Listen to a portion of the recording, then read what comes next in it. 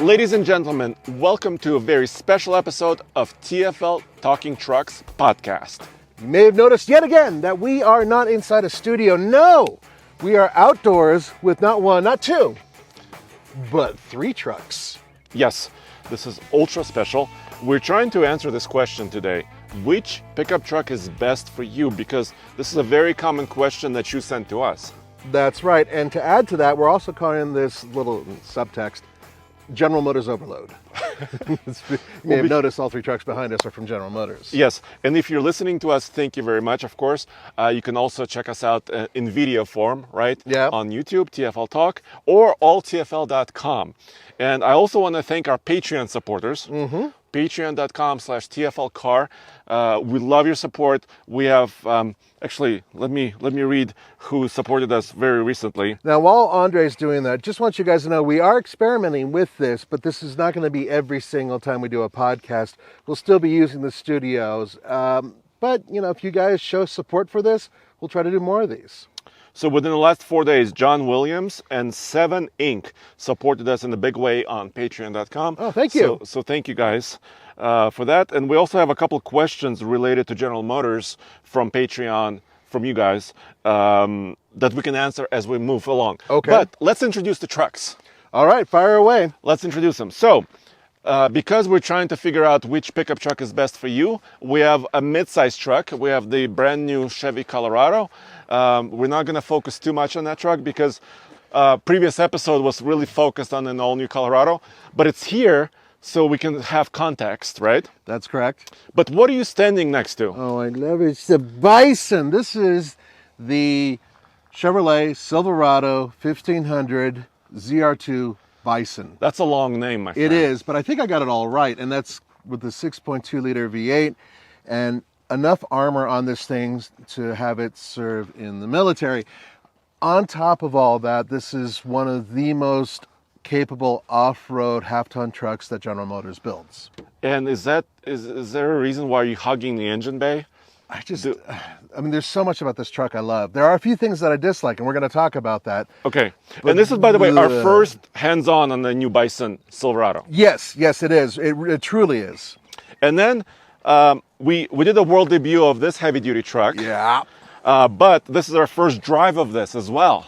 This is the brand new 2024 GMC Sierra Denali Ultimate. Of course, Denali's been around for, 2 decades plus? Yeah, but Ultimate is sort of like the extra cherry on top. Yes, right? it's something recent that they've been doing with a couple of Ultimate packages, but now it's its own trim level. Right.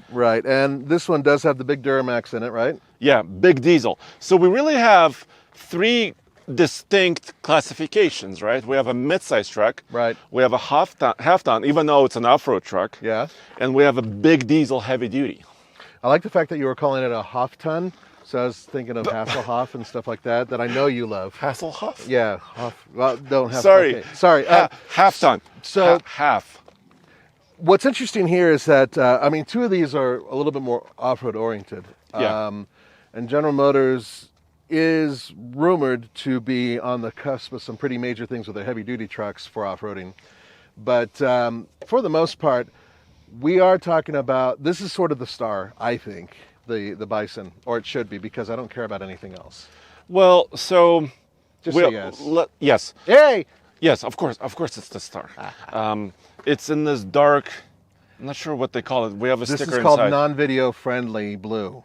Well, it is blue, but it's ultra dark blue. Yeah. One of the things that automakers tend to do is they know we're a video company, and when you have a vehicle that's in black or charcoal or dark blue or something, it doesn't show up that well on video.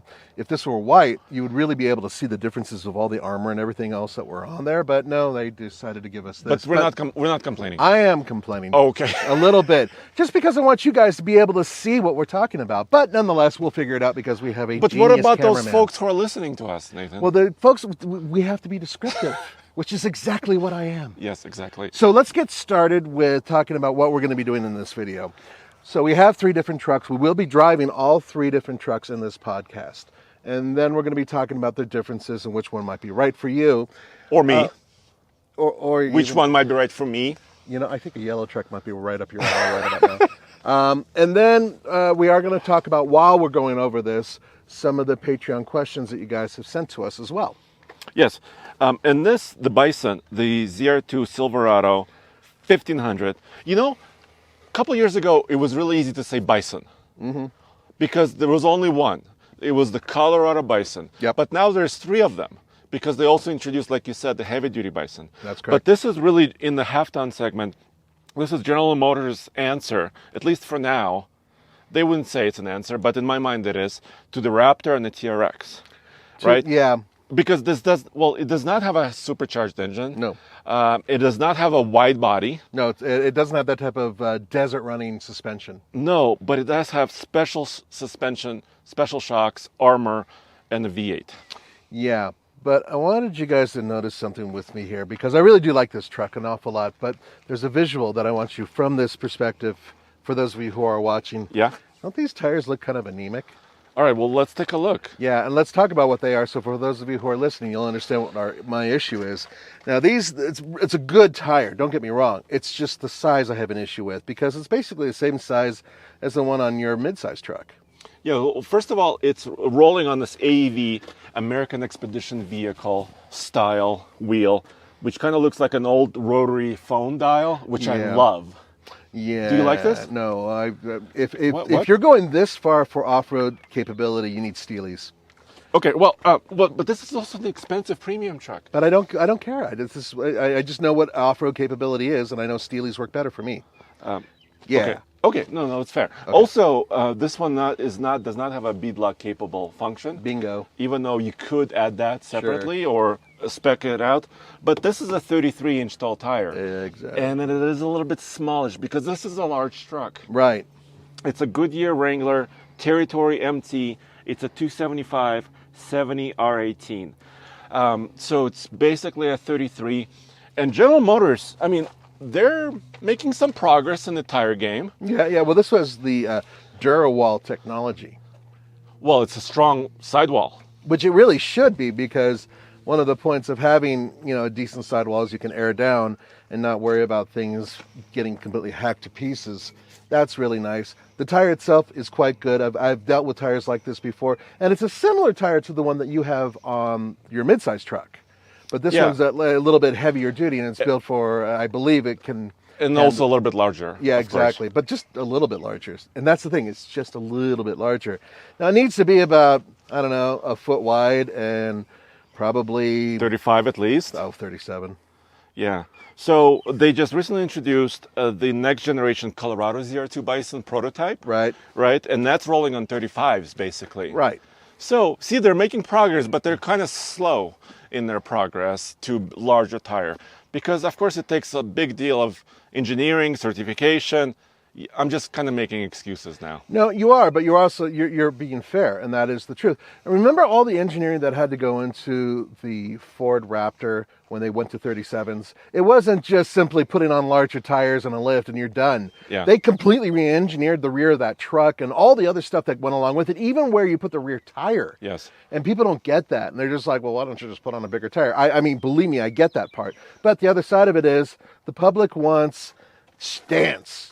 And this doesn't have it. Presence. Yes. Presence. Needs to be wider. Yeah. So, of course, the ZR2, we actually owned the ZR2 last year, 2022. It was a great truck. And it has a slightly smaller tire. Mm-hmm. It did not have the beefy bumpers that we mentioned. Right, but there's a thing about that, isn't there? Yeah. Well, okay. All right. Well, do you want to go there now? Might as well. Okay. All right. So, guys, for those of you who are not watching, the AEV bumper is fabulous. It's stamped steel. It has presence. It also has capability. You can put a winch in here. You can do a whole bunch of stuff with it. But when you get it, you have this cool foot area here where you can actually step on the bumper, have a place for your foot, which is great if you're tying something down or removing a branch from above or whatever. And Andre has a lot of experiences with branches falling on vehicles that are, that are from GM. Uh-huh. So this section here, despite the fact it's really cool, well, if you get the regular ZR2, you don't have this section. As a matter of fact, there's nothing really here. You mean there's a cutout here? Exactly. There's a cutout, which means that you have easier access for your tire to mount a larger boulder without causing any damage to your bumper. So in essence, it's a better approach angle, at least for your tire. which is good for off-roading. And I think that when the ZR2 originally came out and they came out with that bumper, I was going crazy for it. And Jeep kind of did their own version of it, and other people have sort of done the same thing because it's a smart design. And what AEV did is they said, no, we're not going to do that. We're going to give you a bulkier bumper and we're going to cover up that. So while you gain some utility with it and probably, obviously a winch and a few other things, you lose, or a winch spot, I should say. Yeah. You lose the ability to mount those boulders like you were before. You know what I mean? That's fair, but this is super heavy duty, and when you approach a rock with this bumper, the rock just cowers down. That's exactly what it does. Yeah. I've seen rocks cower before, things like this. Yes. Yeah, nice try there. I'm gonna lay down on this gravel. I'm mud. so glad you're wearing a T-shirt too, which will help all those little rocks from pushing through your body. But Nathan, there's a reason why I'm laying down. I don't want to know. Oh, you mean, okay, you had a reason. Strong skid plates. Yeah, now is that boron? I believe so. I love saying that. So boron steel, what is it? It's hot stamped alloy of steel. It's lightweight, but at the same time, very strong. Yeah, it's about 3 millimeters thick, and there's a couple of kind of openings here for airflow, etc., that you can see the thickness of it. But also there's many skid plates. There's one in the front area, there's another one for the engine and transmission, there's another one for the transfer case, and there's another one for the fuel tank, and there's a fifth one for the rear differential. So you could bounce off rocks all day long with this truck. Yeah, and it's also, there's sliders on this thing. Oh yeah, rock sliders. Yeah. They're kind of an unusual design, but it looks like it would be effective. Yeah, so I think I asked the engineer if this is weight bearing, and they don't have a specific rating for this. But when I was driving this on its launch, because they have these on multiple trucks. Right. So I had it on my AT4X I was driving, and I did put the truck side on this, and it was fine. It did not bend. Yeah, I've been told by other people because of the way it mounts, and it is basically to the frame, and there's 4 cleats, that it can handle a lot of weight. So, yeah. And the way it runs, if you look at the distance of how far it goes, once you're off that rock, then your tire is on the rock. Yeah, so I think it's a very functional design, and that's why exactly. That's why AEV is so well regarded. It's because they built functional protection for your vehicle. Functional protection that looks really good too. I mean, their aesthetics are quite good. It just looks like something that you would actually buy from the manufacturer, which is something that. And look, they're not paying me a dime to say this stuff either. Well, they should. Damn straight they should. Nobody pays me. But back here, there's another example of the AEV bumper. Now, this, once again, you're getting something, but you're losing something. So what you're getting, among other things, are just really, I mean, this is beefy, these rings in the back. It's like cast iron. I mean, I think my grandma used to cook on iron like this. Yeah, it's just really, really heavy duty. It looks really good, but you're losing, if you look over here, for those of you who cannot see, I'm pointing at the corner of the bumper, because normally you have a step. And that step is now gone. You're no longer able to put your foot there, which means you lose a little bit of utility. Well, but look. Yeah, I agree. But look, this tailgate is fancy. Okay. Yeah. It's a shame you don't have that on your truck. Oh, too soon? Too soon. Sorry. So you lose the side step. Multi-pro, right? You still, multi-flex. Multi-flex, for crying out loud. Okay, whatever it is. Multiple flexes. This has an optional tonneau cover, so this is about $1,250, which is quite expensive, but it's solid. Aluminum, solid, so it's got good protection. Yeah, I think it's weight bearing, but I don't remember what it's got to be at least 400 pounds, right? Well, do you want me to lay down on it? No. I'm sorry. Okay, here. You really don't want me laying down on it. There we go. Okay, so it folds all the way out of the way. Almost all the way out of the way. So I want to take this opportunity before we kind of move on to other vehicles to talk about the bed size, right? Because that's a big determining factor when you're choosing a pickup truck. That is correct. And General Motors is actually really good at this because they're giving you, in a crew cab configuration, as much length as possible. This is not quite a 6-footer. Traditionally, when you talk about F-150, right, short bed, Ram short bed, you talk about 5.5 feet, right? That's correct. This is a few inches more than that. So it's like 5 feet 9 to 10 inches. Okay. So they're giving you 4 to 5 extra inches, which makes it more usable. And then the bed sides are kind of recessed. They're recessed in, so you got more volume, which I love. I do too. Is this a spray-in or is this composite? This is spray-in bed liner. General Motors has been doing rolled steel bed floors for years. Yeah. They're still not going to composites. They're not going to aluminum. They're sticking with steel. Okay. So on the inside of the bed, just real quickly for, once again, those of you who are not able to see what we're talking about, there is a giant ZR2 stamping at the bulkhead, which is great. It's good to know where your money's gone. There are 3, 6, so I would say there's 12 at least tie downs that I'm looking at. And plus additional places to install tie downs. that's exactly what I was about to say. Yep. Yeah. And oh, look, there's a light on your side, bed light. There's more. There's 2 lights. There's one on your side too. And there's this, which is a 120 volt outlet in the bed. Which is cool. It's cool. But it's not a Ford F-150 hybrid level. No, that is still pretty much the benchmark until someone else starts building hybrids, pretty much, because it's the only way you can really power that, really. So I would say if you have a family of 4, right, it's you, your spouse, and a couple of kids, and you're going on a weekend, vacation trip, camping trip, boating trip, this is the truck I would really pick for a longer excursion, because you can put all your gear in this easier. Yeah. So this one has a 6.2. Yes. Is it a 411 back? What? Rear end. And this, you know? It's a 342, I believe. 342. Okay. Ratio. So what's its towing then? Well, let's talk about that. Yeah. Actually, we should do like a comparison, right? Well, I'm specifically asking about this truck and its current setup, because you were talking about family taking off for the weekend. So this one is, there's a label I can show you in a second. 8,800 pounds, Okay. 8,800. Okay. Not terrible, but it's also definitely not best in class. No, yeah, and I was going to mention this because when you're buying a half ton like this from GM or others, usually you can get a maximum towing package, right? This one doesn't have that because it's an off-road truck. Exactly. And if you get maximum towing package, depending on your configuration, you could tow up to 13,000. Exactly. So a medium weight trailer behind this, and then you could take maybe a motorcycle in the bed of this going sideways. Then you take your family off-road, and then when your kid breaks his arm on his motorcycle, you can actually go out in this truck and fetch him and the bike, throw them both in here, hook up your 7,000-pound trailer, and go to the emergency hospital.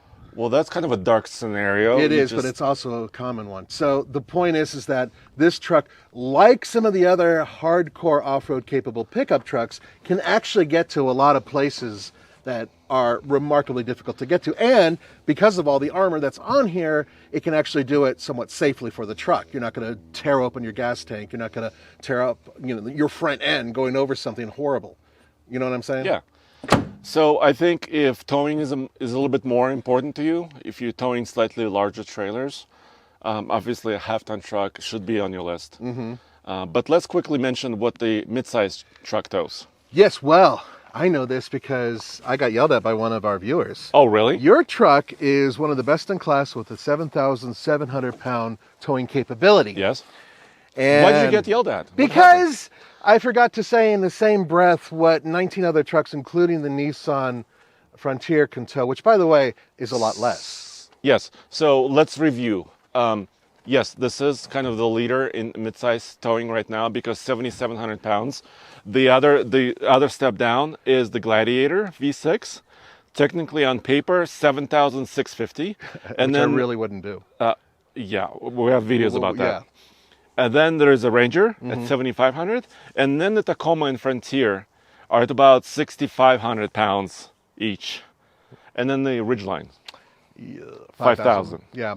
So really, this is it right now. Yeah. This is the leader as far as numbers. I haven't done an Ike yet, World Toughest Towing Test with this truck. But here's the deal, and we've said this before, I think. As soon as you get close to those limits, be it 7,700 pounds here, 8,800 pounds there, or whatever it may be, the truck starts to behave differently, right? You're compressing the springs all the way down. There could be a little bit more lateral give, right? Yep. So that's why, when you're picking a truck, don't just say, oh, my trailer weighs 7,500 pounds, so this must be awesome for me. Yeah, because it's 77. I got 200 pounds to spare. No, you're very close to your limit. Right. And you have to remember payload too. Payload. So one thing a TFL truck has been pushing for years is that you may be able to get there in terms of towing capability, but it may not match what your payload's capable of with your trailer, and the tongue weight really does matter in that case. But something else. Yes. You said the R word. What did I say? You said Ranger. Yes. Oh, we have a question on Patreon. We have a question from Patreon. Okay, sorry. Oh, that's okay. I wasn't picking Did you up. like my segue, though? Yeah. That was pretty awesome. I loved it. I mean, come on. Yeah, send the Emmy to me. By the way, I want to say this. It's not a political thing. There is a writer's strike happening right now in California. Well, primarily in California, it's throughout the United States. And I stand with you guys. Party on. Good luck. Okay, let's continue. Okay, so Don Megahan has a question. I must have missed it, Don said. Did you sell the Ford Ranger you have? Yeah. And I would love to see a 0 to 60 comparison of the Ranger versus Andres Colorado before and after the eventual tune. Don, I think you're reading our minds. How does he do that? I'm impressed, Don. Well done. Okay, so the answer is yes. TFL has sold our Ford Ranger. Yep. Am I happy about it? No. No. But I'm not the CEO of TFL Studios. Yeah, we're not going to go into the weeds on that one, but we are going to say that in the very near future, there is a fairly new Ford Ranger coming out, and we are going to be covering it from top to bottom, side to side, and inside out. And that vehicle will be going up against this one in the future, so keep that in mind. Yes, and also, thank you for mentioning the power, right? So the new Colorado is now equipped with a 4-cylinder inline-4 turbocharged engine. I purchased the medium output, which is 310 horsepower and 390 pound-feet of torque. And General Motors does provide a factory tune, so you can step up to the high output torque number. Which, guess what he's going to be doing? Yes, but I don't want to do it now and surprise you guys. What I do want to do is I want to do an MPG loop with you. I want to do the iGauntlet before I tune it. Yeah, no, I totally get it. And do then tune everything and then tune it. Yes. And then get cruise control. Oh, yes. That's a long story. Let's not talk about that. No, sorry. I just had to throw that. I'm gonna be on you about that. But by the way, this is the value player. We'll talk about pricing near the end of this podcast. But of course, if you're mindful with dollars, this is why I bought the Colorado. Because I couldn't afford the Bison. I mean, I really wanted the Silverado Bison. Yeah, I know you did. But I couldn't. But even the Chevy Colorado with the ZR2 package and a Bison package, it's still remarkably expensive. Yeah, so the ZR2 Colorado starts at $48,000, and it quickly escalates if you add options. You'll be well into the 50s. So you'll be in the 50 plus. But there is something interesting before we move on that I wanted to bring up, and that is, you may have noticed, for some of you who are really keeping track, mid-size trucks are beginning to really catch up to what the old full-size trucks used to be able to do. 7,000 pounds plus is a decent towing number for a full-size truck in some cases back in the day. And now we're at a point where these things are all going to be competing at that level. This is the new benchmark, and I have a feeling Ford's going to come and answer right back. And then, maybe even the next Tacoma could answer it. Exactly, the Yes. next Tacoma. That's another vehicle that you're going to be seeing a lot of very, very soon. Yes, so a lot of excitement in the midsize segment. Indeed. So how about with Segway? Okay. So we talked about a little bit about, by the way, this bed is a 5 foot 2 inches in the Colorado. Generally, the short bed midsize is about 5 feet. Once again, General Motors gives you a little bit extra. Yeah, but there's a caveat. This is the only bed. There are no other beds that you can get with They're the not Colorado. offering a longer bed with the Colorado anymore. Nor are they offering any other cab configurations. Right. So if you want a shorter cab, if you want a longer bed, you must, in General Motors land, you must step up to the bigger truck. That is correct. Which is the Silverado. Okay. But how about this? Yeah? After driving the Bison, which I want to, we need to look at some of the interior. Yeah. I want to talk about the heavy duty.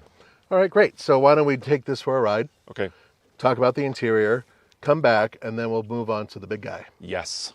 My friend, so we're in the Silverado 1500 ZR2, And usually I would be driving because I like hogging trucks. Yeah. But I would like your opinion on all three of these. Wait, before you leave, look at the odometer on the left.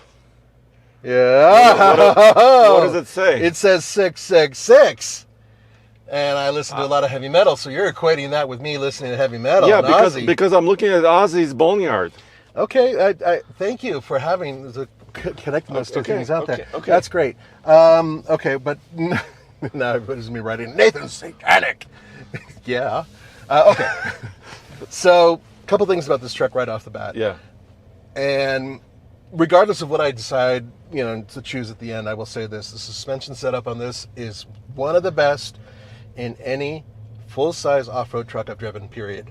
In terms of what it can do on this type of surface, which normally we'd be chattering a little bit. Yeah, this is a washboard on the left here. Yeah, and no matter what I'm doing on this surface, it absolutely is absorbed by the spool valve DSSV shocks. By Multimatic. Multimatic. Yes. I buy into their. I'm drinking their Kool-Aid. I totally am. Versus, of course, Fox on the Raptor. Yeah. Versus Bill Stein on the Ram. Which are all great, and Yeah. and those are also adjustable. Yes. This isn't. No. This is set it and forget it. That's exactly it, and I like that. I like that because even though it's cool to control that stuff, the fact is that on and off road, this system is dynamite. Well, I happen to agree with you. Also, what I really love about the ZR2 is these two buttons in the center. Is that a locker? Those are rear locker and also front and rear locker. Yeah, that's what I'm talking So about. it's got both. Yeah. Now, are they instant, or do we have to go back and forth 19 different times to get them to kick in? No, you know what? I've had a lot of experience now in the Colorado ZR2 and some of the other ZR2 off-road trucks. And for low engagement, it's kind of quick and effective. Right. Lockers are also fairly quick and effective. This does not have a disconnecting sway bar, because Jeep is really famous and Ram Power Wagon have those features. Yes, I do. This has an independent front suspension, of course, and GM's been doing this for ages. Yeah. So a little bit different animal, but I really love that they provided a front locking differential. Are you going to open it up a little? That's exactly what I want to do. 6.2 liter V8. We know for a fact that it's pretty powerful, but sounds good. Moves nice. It's not as dramatic as an EcoBoost V6, honestly, but that's also at high elevation, which definitely saps some of the power. Here was I would do, and I wanted to do it on the ZR2 we owned last year. Yeah. And I want to do it to this truck, even though it belongs to General Motors. Okay. I want to put their performance exhaust system on this. Yes. Because it just wakes it up. It sounds more on par with the TRXs and the Raptor R. Now, from what I understand, it doesn't really increase performance. However, some people say that when you put those exhausts on there and they're a little bit more free breathing, then the reaction from the accelerator is a little bit quicker. Yeah, and when you combine it with General Motors intake system, actually they do have sometimes a rating increase to about 434 horsepower.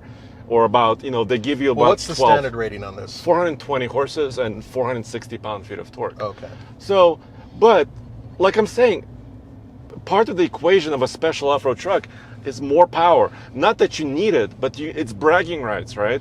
Mm-hmm. You need that. Quick question. Yes. Can you get this package with the diesel? Next year. Next year. 2024, they announced the 3-liter diesel is coming to the ZR2, but not right now. Okay, so that's a more efficient powertrain that puts out the same amount of torque as this one, basically. Yes. Really, the only downfall of the diesel is the fact that diesel is so bloody expensive right now.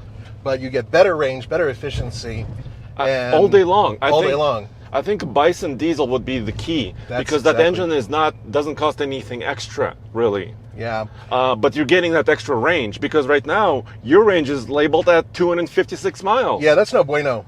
That's not a really good range for overlanding. No. See, and that's the problem. So now I think what we need to do is hop into a big fat diesel and figure out what that can do. And look at its range? Yeah. Okay. Whammo, Nathan. This is the heavy duty truck. I've been wanting to drive this puppy for a long time. I have mixed feelings. What? I like their design. Don't get me wrong.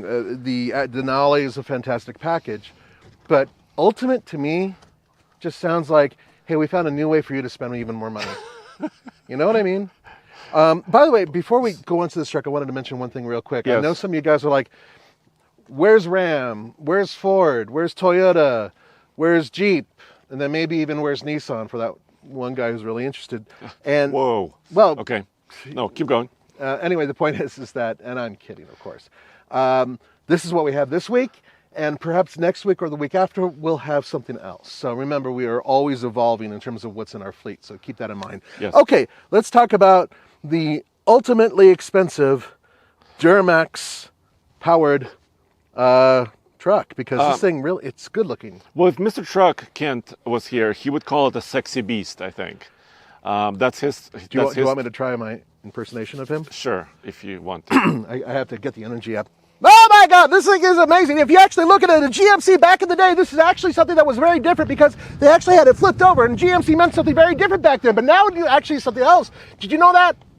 Yes, Mr. Truck. That's as far as I can go. I have no more energy. Dude, but Mr. Truck That was can do pretty that good, though. for like half an hour. You can keep going. We Sorry, love you, Mr. Truck. Sorry, yeah. Is this functional? Yes.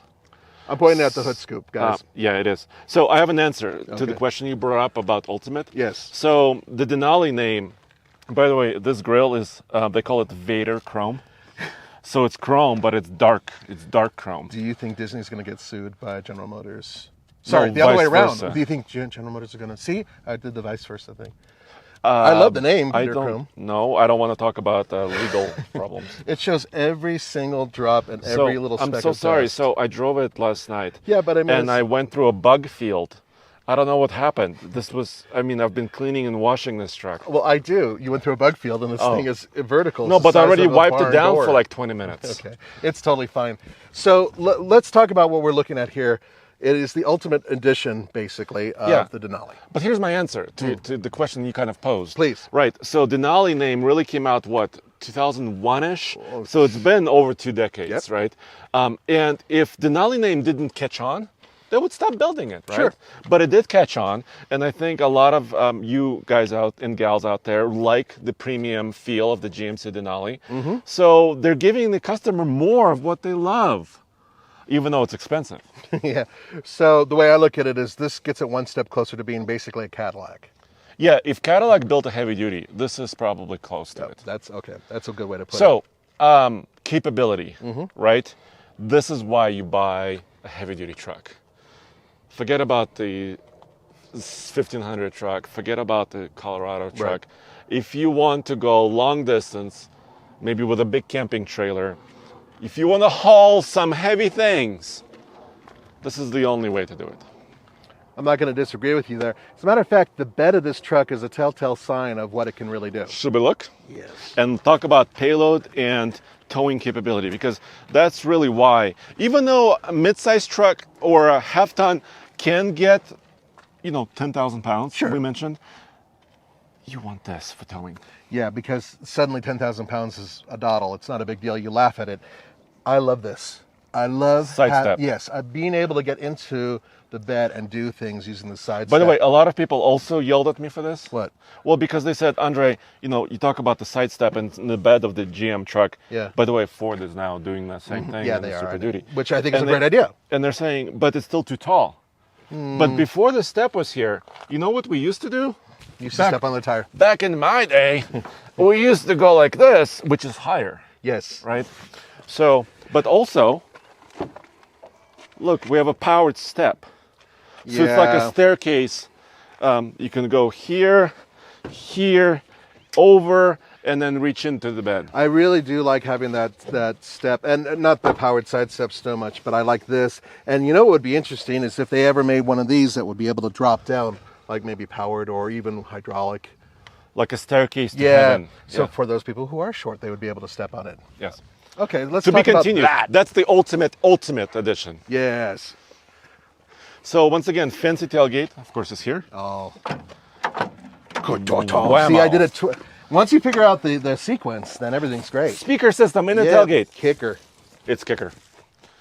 So we've seen this before. It's USB, kind of, you can hook up your device and play some music.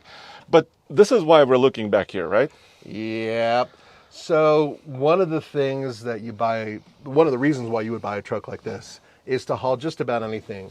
So a fifth wheel is definitely something that you would pull with this, right? Mm-hmm. And also, I was just watching a video by our friends in Canada, Truck King. Oh yeah, they're our buddies. Howard and Steve. Yeah. Steven and also Matt. Howard just completed his kind of large vacation trip. So he took his fifth wheel around the United States and then went back to his home in Ontario.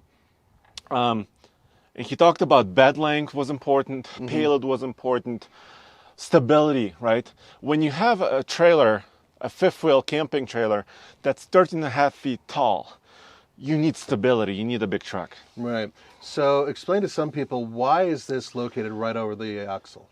Yes, so this is also controversial. So in 2020, General Motors redesigned their heavy duties, right? So this is that generation of the truck. Obviously, this is equipped with a gooseneck. You can see in the floor of the bed, there's a little opening that's now hidden by the fifth wheel hitch attachment that's installed here that can carry your gooseneck ball. So this will hold a gooseneck or a fifth wheel? Yes. So now we have it in this fifth wheel configuration because I'm really excited. I want to do a fifth wheel on the Ike for the first time ever because I haven't really done a fifth wheel on the Ike. That's why we've only been doing goosenecks. Yes. Yeah. So right. I really want to do that. But General Motors did something controversial. So if you draw a line, actually, if the camera can come over on the side. And explain what you're doing for those who are listening. Yes. So now the camera is kind of on the side of the truck, looking over the bed. So if you draw a line of the axle, you see what I'm doing? Going across.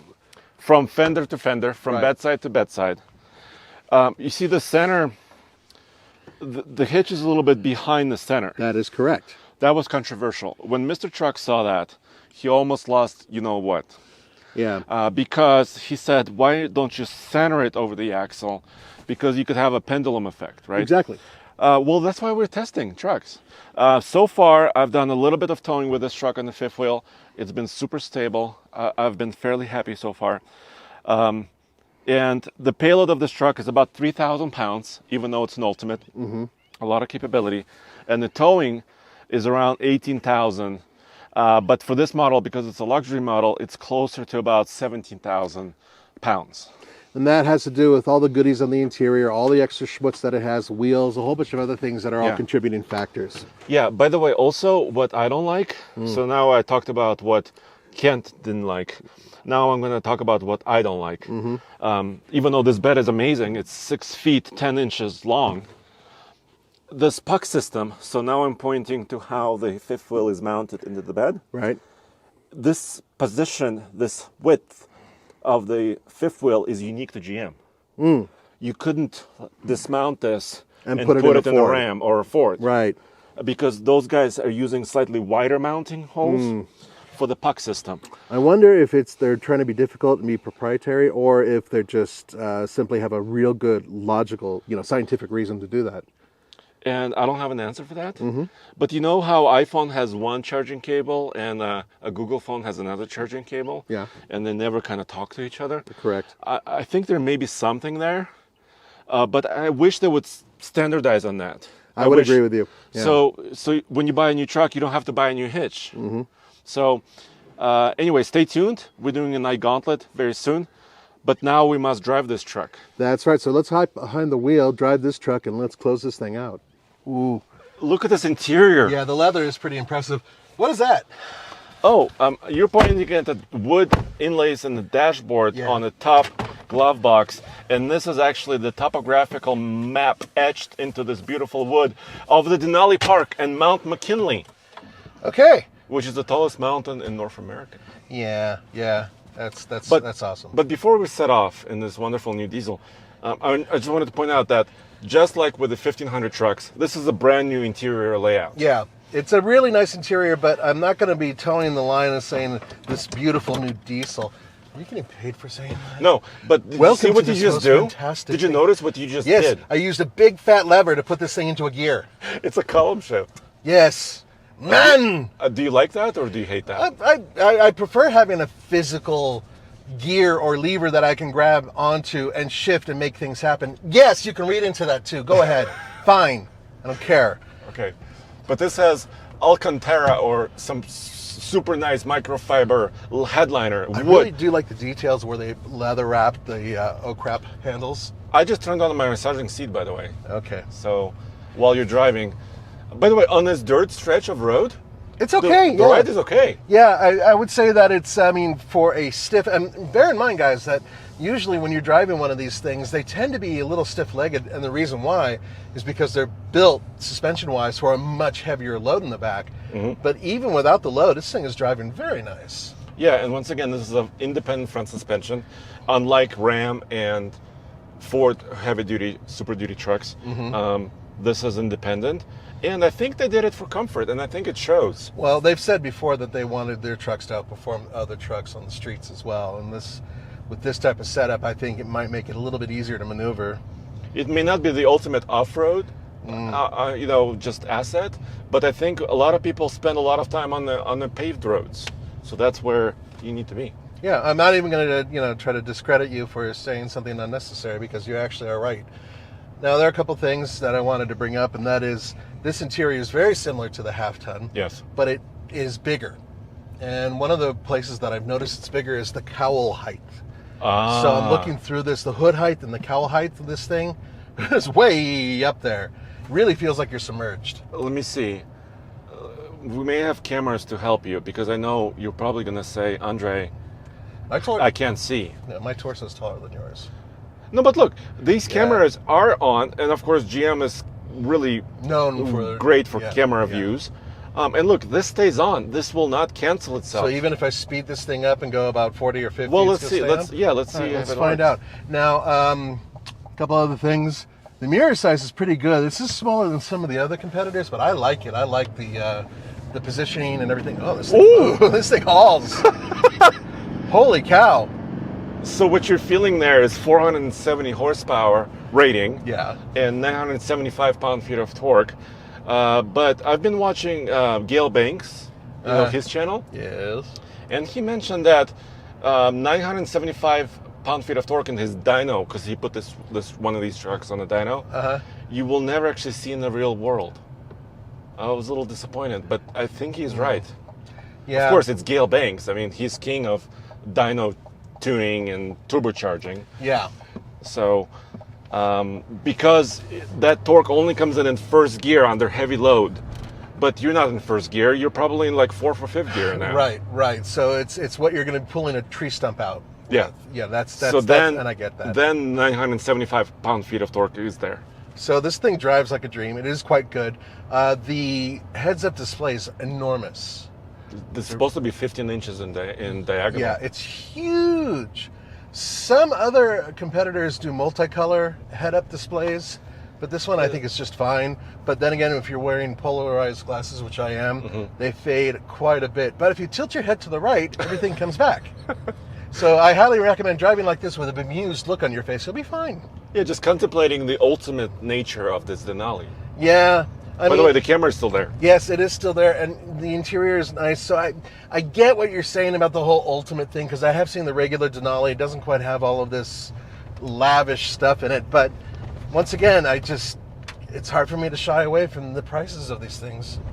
It's too much. Which we'll mention at the end of this video. Yes. So how about we drive yours?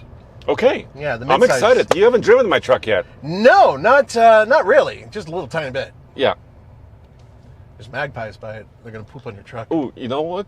Magpies remind me of Russia. They live in Russia also. Okay, so they followed you here. Andre, why did you buy this? Are you talking about the Trail Bus Colorado 2023? Yeah, in this outstanding nuclear yellow. Because I'm crazy. No, there's a reason. So I've never owned a mid-size truck, believe it or not. Really? I've had a heavy duty in my life. Sure. I had a half-ton in my life. I had a few SUVs in my life. Sure. But I've never owned a mid-sizer. You also forgot to mention a off-road van. Yes. Well, that's something else. Yeah.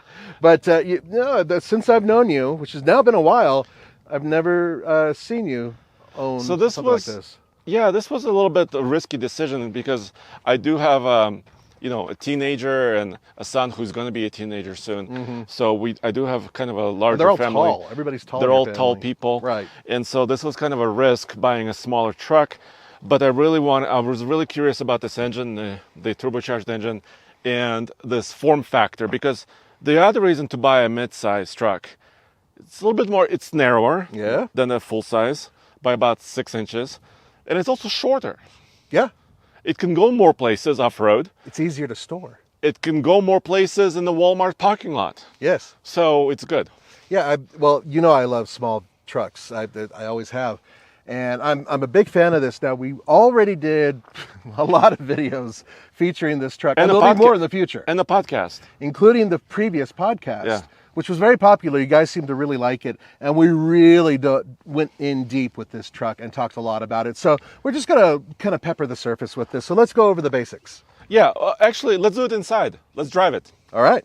Okay, I wanted to point out something immediately with your truck. Yes. Okay, my leg is lifted up. Uh-huh. My tush is exactly level. My butt isn't going up or down. Just my head has to lower to get in. That is a very big plus, my friend. Well, because you don't have to like climb a ladder. Or fall into it. Okay. So already, good start. I have no idea how you drive. What? You're way taller than me, and yet you're sitting up to the steering wheel. Well, with your legs in the air. Well, move back. It's a manual seat. It's not a powered seat. So you have to pull a lever and move back just a hair. But I shouldn't have to because I'm shorter than you. No, but I'm practicing. You know, when we go to the lake, my son is going to sit behind me, and he's quite tall. Okay. So I'm practicing. I'm conditioning myself because it is kind of a little bit more compact interior. Okay, a couple things to point out immediately. Yeah. So digital display, is this standard? Yes, 8-inch. Okay, across the board? Yes. Okay, that's great. Yes. Is this standard? Yes, in fact, it's 11.3 inches diagonal center infotainment screen. It's also standard because this trail bus is actually very value-minded. It's based on a work truck trim. Mm-hmm. So, right off the bat, obviously it doesn't drive as nice as either of the two big trucks. Really? Not on the dirt, but it's okay. Yeah. Well, it's not a ZR2. No, but it's a lot sportier, and I don't feel like I have to sit in the middle of the street to avoid the trash cans on both sides. It is trash day, isn't it? It is. But, you know, like when you're driving in a big truck and you just kind of have to hog the middle of the street, this is much better. And this guy's going to take forever to go okay. forward. He's in a Chevrolet. It's okay. While we wait for him? We're not waiting for him. Okay. We're going to test out your turbo. Whoa! Dude! I like it. I like fast little trucks. A little bit of a blow off from the turbo, a little bit of, yeah, it's like a little tuner truck. Oh, there's a little bit of schmutz here. What I wanted to say, I spoke to the interior designer of this truck. He said a couple of interesting things to me. First of all, this was a clean sheet of paper design. Okay. Because they were given some freedom because they were redesigning the entire thing. Gotcha. And also, he said, they made sure the dashboard was a little bit short. They didn't want to make it overly tall. So for visibility and also for kind of a sporty appearance. Mm-hmm. And also these vents, the side vents for the heating and cooling, were inspired by Camaro. Yeah, and you'll also find that on the Blazer. Yes. Which I noticed that has, which I like. It's one of the few things about the Blazer I really like is the interior design. But you know, there is one thing. I loved the previous Colorado. There were a lot of things about it I really did like, especially the ZR2. However, right off the bat, there was something about it which I didn't like driving it. You know why? Why? Because I was very uncomfortable in it. The seats were not great. The seats have improved vastly, and you got the upgraded fake leather. Yes, which is, they call Evotex material. So it's not leather, it's not cloth, it's... Fake leather. Fake leather? Yeah. Or some people would call it vegan leather. Oh, for crying out loud. Okay, well, anyway, there's one more thing, though. Probably my biggest gripe with this entire interior setup. Everything else is great. Yeah, it's missing a button for something in particular, but I'm not going to go there and harp on that because you won't want to hear it. Okay. But I will say this. This, to me... Well, there's a lot of plastics throughout. But that's fine. You don't rest your hands on that. That's where you rest your elbow, and it's super, super hard. And I wish they didn't do that because some of the competitors out there don't do that.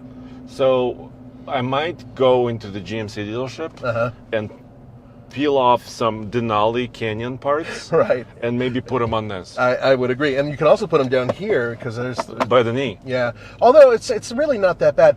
In terms of the ergonomics, well laid out. I love the fact that there's hard switches, there's toggles. That's great.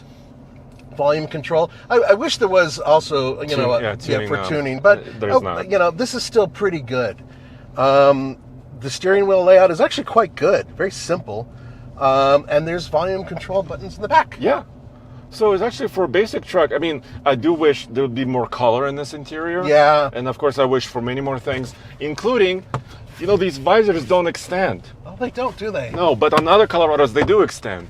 Oh, so you'll have to steal that as well. There's a couple of, just really cost savings things in this truck that I dislike. Yeah, but at the end of the day, I mean, you still got a very capable off-road truck that looks really good, I think, for what would be considered a pretty reasonable price. And we'll talk about that in just a minute. Yep. All right, let's review and summarize. Okay. Right? So mid-size truck like this, Chevy Colorado, brand new generation, price ranges between about $30,000 for a two-wheel drive work truck, all the way to potentially up to $60,000 for their brand new ZR2 with a Desert Boss package. Gotcha. So that's your breadth of price. And we already talked about capability and driving impressions, and this is 2.7 liters. Yeah. So is that Baby Bear? Can we call that Baby Bear? That's Baby Bear. This is Mama Bear. Oh, okay. Mama Bear is the 1500 Silverado ZR2 Bison. She's a bad mama. Mama Jamma? Yeah. 6.2 liters, like you said. Yeah, V8. So, yeah, 420 horsepower. You know what I wish? I wish just for the Bison, they would bump the power a little. I agree with you, and that's a whole different conversation, Yeah. especially because there's more weight on this thing. But we are talking about, by the way, that has an 8-speed auto, this has a 10-speed auto. Exactly. Okay. And they call it still 10-speed light-duty transmission that General Motors several years ago co-developed with Ford, surprisingly enough. Yeah, and they went very different directions after that. And the price range for this, of course, they overlap in a big way. So it goes from about, $35,000 for a very basic work truck, two-wheel drive, all the way to this, which is $85,000. Yeah. 85. 85. Correct? Yes. Yeah. Okay, so that's Mama. Yep, that's Mama. But where's Papa? Oh, this is Papa Bear. Indeed it is. Once again, a little bit taller, a little bit bigger. And a lot more capable. Burly. 6.6 liters, of course, like we discussed. And of course, brand new generation. Well, they're not calling it a brand new diesel, but they've updated a lot on this engine. Pricing? So it starts in the mid 40s for a two-door basic work truck. Right. But how much is this? Well, I'm betting it's even more expensive than that Bison. $95,000. Once again, the ultimate is a way of saying ultimate way of paying more money. No, it's ultimate truck that you could park in front of your house and be proud when the neighbors, come by and visit you. Neighbors. That's just so much money, but I get it. I mean, the other part of this is that the competitors that are out there have equally priced vehicles. Yes. So we can scream and yell about the pricing, but the reality is it's competitive. And by the way, some of you may be complaining about these trucks are getting taller, they're getting more expensive, they're getting heavier. Well, one of my neighbors in my neighborhood has an 84 GMC Sierra 2500, right, which is already a quite capable vehicle, and he lifted it. So people are doing this all the time. Of course they are. And then people start complaining, oh, the trucks are getting taller. Okay, money at no object. Which one would you buy? My heart is with the heavy duty. I know it is. Yeah. I have to take this truck. Yeah, thank you. Otherwise I was going to say you were wrong. No, I'm not wrong. I'm right. No, this is for you. Yes. Yes. I'm going to hug this. Okay. Thanks. What about you? Where's your money going? It would be this, but there's a problem. Something. Wait. If this was if I gave you 85,000. Yeah, if this was the ZR2 with all the goodies, yeah, this would do it. Oh, the Colorado. There are a couple things that I don't like, but for the most part, my problem with this isn't just the fact that, maybe it needs a wider, cooler looking tire or any of that other stuff. I just don't need this front bumper. Knowing the type of off-roading that I occasionally do, I'd rather have the ZR2 bumpers. So suddenly that brings me back to this. And then I stand by the fact that mid-size trucks are better for off-roading than full-size trucks in general. They're a better size for it. They tend to have better mileage, which helps with a little bit of range, stuff like that. And now that they can actually tow quite a bit, this is it. Well, that's a shocker. I'm surprised because I thought you were going to hug that 6.2 I love liter. this. I love it. I adore it. But this is where I would go. All right. Well, I'm surprised. Okay. Yeah. So let us know what you think in the comments below. Thank you once again for joining us on this podcast. I know it's a little bit longish, Yeah. but for us at least. But I really enjoy this, and we want to do more of this. So let us know if you like this. Absolutely. Guys, have a wonderful week. We'll see you next time.